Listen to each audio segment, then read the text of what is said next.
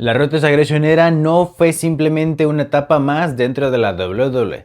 Fue un periodo incómodo, agresivo, experimental y absolutamente necesario. Nacida después del colapso de la WCW y el final de la Attitude Era, después de que esta última alcanzara un punto que fue totalmente imposible de superar. Y fue un momento donde la industria por completo estaba buscando su nueva identidad. Fue la época donde las leyendas todavía estaban presentes, pero comenzaban a ceder terreno, donde Triple H dominaba Raw mientras SmackDown se convertía en un laboratorio de luchas técnicas, donde John Cena pasó de ser un novato que pedía una oportunidad a convertirse en el rostro de la compañía, donde Batista dejó de ser el guardaespaldas para convertirse en campeón mundial, donde Randy Orton comenzó a ser el asesino de leyendas y finalmente donde Edge reinventó su carrera por completo. Y sin embargo, pese a todo lo que representó, muchos fanáticos se siguen haciendo la misma pregunta: ¿por qué dentro de los videojuegos de la empresa no existe un modo showcase que se dedique a esta época? Si la Attitude Era tuvo el suyo, si WrestleMania también tuvo el suyo, incluso superestrellas individuales han tenido el suyo, ¿por qué esta época histórica sigue sin un homenaje interactivo por completo? Hoy vamos a responder esta pregunta de forma seria, precisa y sin ningún romanticismo, porque esto no se trata solamente de contratos o tipo de polémicas, se trata de algo muchísimo más complejo, como fue la estructura de la misma era, lo cual hace que sea prácticamente imposible que construir un showcase alrededor de esta misma sea muy posible o imposible de replicar. Yo soy Mario y acompáñenme en este video donde veremos por qué es imposible un showcase de la Ruthless Aggression Era. Entre 2002 y 2008 la Ruthless Aggression vivió su propio desarrollo dentro de los videojuegos. Títulos como SmackDown Shut Your Mouth, Here Comes the Pain, así como el SmackDown vs Raw 2006, 2007 y 2008. Estos títulos, pese a ser lanzados dentro de esta era de la empresa, no estaban intentando contarte una historia en retrospectiva. Simplemente capturaban el roster del momento y eran, como por así decirlo, unas fotografías de lo que fue esa época, o más bien dicho, del presente. Además que no existía el concepto de showcase como lo conocemos al día de hoy. El jugador no revivía una narrativa histórica estructurada, jugaba con el roster actual, creaba historias del modo temporada y avanzaba sin mirar atrás. Es por eso que intentar reconstruir esta era el día de hoy como una especie de documental interactivo implica reinterpretarla desde la distancia, y ahí es donde comienzan los verdaderos problemas. El primer problema es que esta era no tiene un protagonista claro. La mayoría de los showcase funcionan porque giran alrededor de una figura específica. Tenemos a Stone Cold, tenemos a John Cena, Daniel Bryan en su momento, Rey Mysterio. Una historia con inicio, conflicto y resolución. La era de la Ruthless Aggression no tuvo uno sino varios protagonistas, como ya mencioné. John Cena emergía en SmackDown, Triple H dominaba el Monday Night Raw, Batista crecía dentro de Evolution, Randy Orton crecía su identidad, Eddie Guerrero vivía su propia redención y hasta Rey Mysterio tuvo su arco emocional. Es por eso que ¿quién sería el eje central de este showcase supuesto? Nació sin un conflicto central unificador, a diferencia de la Attitude Era, que ver a Stone Cold contra Vince McMahon, así como la guerra contra la WCW. La Ruthless Aggression no comenzó como respuesta a un enemigo claro. No había una guerra externa, no había un villano corporativo dominante permanente y no había una rebelión estructural. La era nació de un vacío tras la compra de la WCW. Fue una reconstrucción, no una confrontación. Y cuando para todo esto no hay un conflicto central fuerte, es mucho más difícil todavía que emerja un protagonista bastante claro. La división de marcas también dividió el foco narrativo. Desde 2002, WWE operó con Raw y SmackDown como universos casi independientes. Raw tenía Triple H y Evolution, y SmackDown tenía a Brock Lesnar, Kurt Angle, Eddie Guerrero, JBL y luego a Batista. Dos campeonatos mundiales, dos historias principales, dos direcciones creativas distintas. Esto fragmentó automáticamente el protagonismo. No había una sola historia dominante, había dos paralelas. Una era de construcción generacional y así como de consolidación. La empresa no estaba intentando crear un solo icono, estaba intentando crear toda una generación. Y es por eso que tenemos como respuesta la creación de John Cena, Eddie Guerrero, Edge, JBL, Rey Mysterio, Randy Orton, Batista, Triple H y muchos otros más. El enfoque era competitivo, demuestra que perteneces aquí. Cuando la narrativa gira alrededor de un ascenso colectivo, el protagonista se diluye. Y a todo esto se nos une la superposición de generaciones. Esto porque las leyendas del pasado todavía seguían dando de qué hablar dentro de esta era. Gente como Undertaker, Shawn Michaels, el mismo Ric Flair y hasta Stone Cold llegaron a pertenecer todavía a esta era. Es decir que los protagonistas de esta era no eran tampoco nuevos, pero tampoco eran gente de la era anterior. Así como también no tuvo un arco narrativo global. No hubo una historia que atravesara toda la era de principio a fin. En vez de eso tuvimos múltiples arcos independientes, así como Evolution, la redención de Eddie Guerrero, el ascenso de Batista, John Cena y su crecimiento, la transformación de Edge y sobre todo el fenómeno que fue el Money in the Bank. Historias importantes pero no convergen entre un clímax en común, sin arco global. no hay un protagonista estructural. Y a todo esto llegaron también los problemas constantes en cuanto a la dirección de la misma, porque sí, por ejemplo, Brock Lesnar parecía ser el futuro, pero se fue en 2004. Randy Orton fue un campeón bastante joven, pero perdió su impulso. JBL pasó de ser un mid-card a ser un campeón dominante, y John Cena tuvo varios cambios de personaje antes de por fin consolidarse. Es por eso que un protagonista para este showcase necesitaría estabilidad, mientras que toda esta era tuvo mucha volatilidad. Se puede decir que esto no fue la historia de una sola persona, sino la historia de toda una generación que estaba intentando tomar el control. Lo que nos lleva al siguiente punto: fue una transición, no fue una historia cerrada o creada o planeada. La Attitude Era tiene un clímax bastante claro, el Yes Moment tiene un clímax bastante claro, la racha de Undertaker también tiene su propio clímax, y la Ruthless Aggression no tiene un final definitivo. No terminó con un evento específico y simplemente se transformó en la siguiente etapa. Y es porque esto no fue planeado como una era, sino como una consolidación o una respuesta a lo que estaba pasando. O en otras palabras, una reacción. La Attitude Era fue una respuesta estratégica a la guerra contra WCW. La era PG fue una decisión corporativa clara hacia un producto más familiar. Y la Ruthless Aggression, en cambio, no nació como un plan narrativo con identidad definida. Fue una reacción a los tres factores que hemos mencionado: la compra de la WCW, el desgaste creativo que hubo después de la Attitude Era, y especialmente la necesidad urgente de crear nuevas estrellas. Y es por eso que no hubo algo así como una reunión creativa donde dijeran vamos a contar esta historia durante los próximos años. Lo que hubo realmente fue necesitamos reconstruir el producto. Esto es una transición. Y también esto es algo interesante porque pese a que muchos creen no tiene un inicio narrativo bastante claro. Muchos atribuyen el inicio de esta era cuando se utilizó el término Ruthless Aggression en 2002 al presentarse John Cena. Pero ese momento no marca un cambio estructural inmediato. No cambió el formato ni el tono radicalmente. Así como que no redefinió el producto de un día para otro. Fue más una declaración simbólica que un reinicio narrativo. Las eras diseñadas suelen tener un evento detonante bastante claro.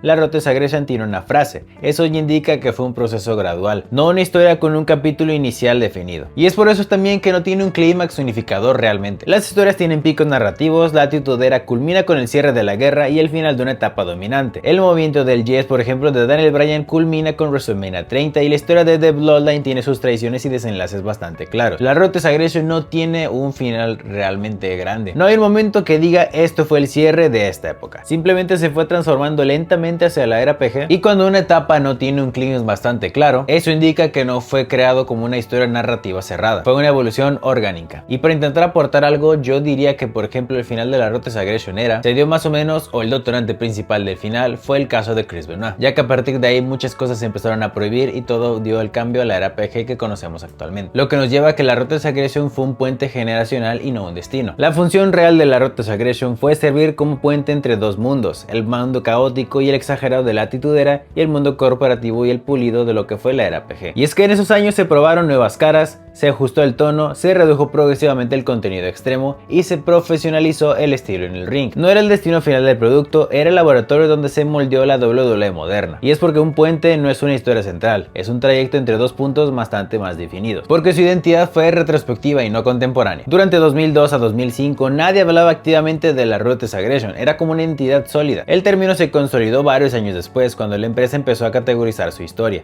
Eso es la clave. Las eras diseñadas se sienten mientras ocurren. La Ruthless Aggression fue etiquetada mucho tiempo después. Eso significa que no fue estructurada como una narrativa cohesiva en su momento, solo interpretada posteriormente como una etapa reconocible. Eso es tener una memoria histórica y no una construcción planificada, porque su prioridad era sobrevivir creativamente, no contarte una gran historia. Y es porque después del fin de la guerra con WCW, WWE ya no tenía competencia directa. Eso cambió su motivación creativa. Ya no se trataba de ganar en ratings cada semana. Ahora se trataba de, por ejemplo, mantener la relevancia, crear nuevas figuras bastante rentables, ajustar su identidad después del boom que fue el final de los 90 y principios de los 2000, así como estabilizar el propio negocio. Y es porque no fue un relato con capítulos, fue un proceso de transición, así como de transformación, y es por eso que lo hace mucho más difícil todavía traerlo en un modo showcase. Después llegamos al otro asunto que lo impide, problemas con contratos y licencias. Y es porque muchos nombres fundamentales actualmente no tienen contrato, muchos eran jobbers a decir verdad, y sobre todo no están a veces en un momento muy importante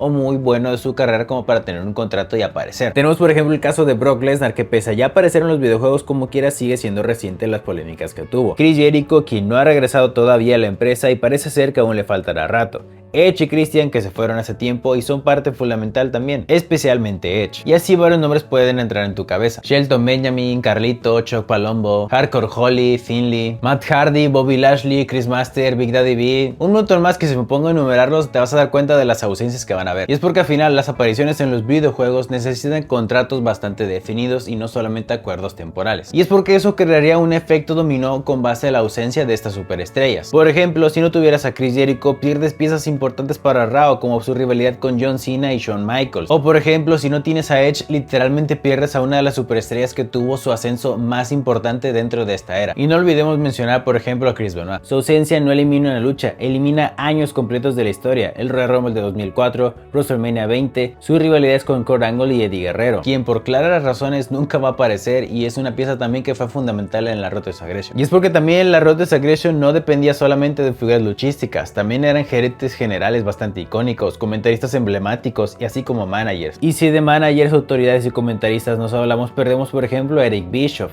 Teddy Long, Jonathan Coachman, Taz, Joey Styles, y sin ellos las historias pierden contexto y coherencia, muchos de los cuales tampoco tienen acuerdos activos o completos. Un showcase no solo recrea combates, recrea contextos, y si no puede usar la figura que establecía las estipulaciones, anunciaba las luchas o construía la historia en la televisión, el segmento pierde autenticidad. Y esto nos lleva también a un riesgo comercial, así como la coherencia del producto mismo. Desde el punto de vista empresarial, un videojuego anual necesita seguridad. Imagínate que anuncien el modo showcase de la Ruthless Aggression y luego los fans descubren que faltan varios luchadores clave, rivalidades centrales y figuras importantes. Y es por eso que la reacción obviamente sería negativa. Lo hemos visto en recientes casos como por ejemplo el 2K24, que anunciaron por ejemplo varias luchas representando a todo WrestleMania a lo largo de los años. Sin embargo, de hecho tuvimos mucho menos combates que los vistos en el 2K14 10 años atrás. Un showcase incompleto puede percibirse como recortado, mutilado o poco auténtico. Y cuando una era depende tanto de nombres específicos para sostener su identidad, cualquier vacío se va a notar inmediatamente. Así como que también había demasiadas historias paralelas, porque tenemos nuevamente el caso de Evolution, una historia completamente encerrada en Raw, mientras que por su parte SmackDown estaba construyendo clásicos técnicos. No había una narrativa central que absorbiera todo. En lugar de eso había múltiples historias que funcionaban como ejes independientes. Brock Lesnar siendo el rostro imparable de SmackDown, el ascenso técnico del grupo conocido como SmackDown 6, la redención de Eddie Guerrero,